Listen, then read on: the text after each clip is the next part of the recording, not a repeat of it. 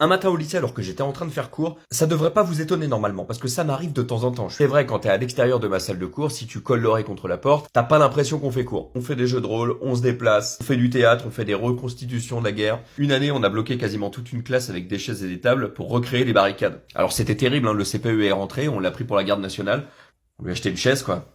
Bref, c'est pas le sujet. Pour une fois, on est posé et je suis en train de leur parler de géographie. Et là, ça me rappelle une histoire que moi-même j'ai vécue quelque part dans le monde. Et je leur dis, ça me rappelle une anecdote. Et là, ils changent d'attitude, ils changent de visage. On dirait des chiens de chasse qui ont repéré un écureuil. Ils se disent, c'est le moment.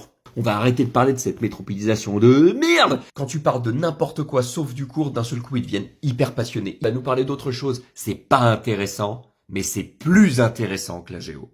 Ils te posent plein de questions en essayant de tirer le fil parce qu'ils sentent bien que s'ils lâchent le fil, tu repars comme un poisson dans l'océan. Ils ont balancé leur ligne avec leur canne à pêche. Et toi, comme une créature de la mer, une créature simple d'esprit, t'as chopé la paille et t'es en train de te faire remonter. Enfin, c'est ce qu'ils pensent. À ce moment-là, les élèves, ils pensent qu'ils se sont introduits dans le système, qu'ils ont hacké la matrice. Mais pas du tout, mais pas du tout. Bien sûr qu'on adore ça. S'il y a bien un truc que les profs adorent, c'est parler. Et s'il y a bien un sujet qu'ils maîtrisent, c'est eux. Donc nous. Donc moi. Parce que nous, on est parfaitement au courant. On a de l'expérience. Cette situation, on l'a vécue des tonnes de fois. Et quand tu leur fais sentir que tu vas arrêter de parler de ça, que tu fais mine de revenir vers le cours, là, c'est terminé. Ils se font une crise de manque. C'est la panique absolue. Ils sont en train de trembler. Ils ont les yeux révulsés. Et ils se regardent tous. Qui a une aspiration? Qui a une aspiration? Vite. Posez-lui des questions. Posez-lui des questions. N'importe quoi. Mais tout sauf le cours. Là, les questions, elles fusent. Mais ça n'a aucun rapport avec ce qu'on disait avant.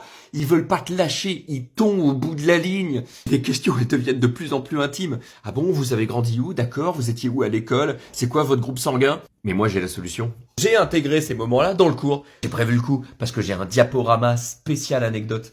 Et donc, je l'ai affiché et c'est parti pour une demi-heure de cours sur moi. Chaque évaluation, il y a des questions sur moi.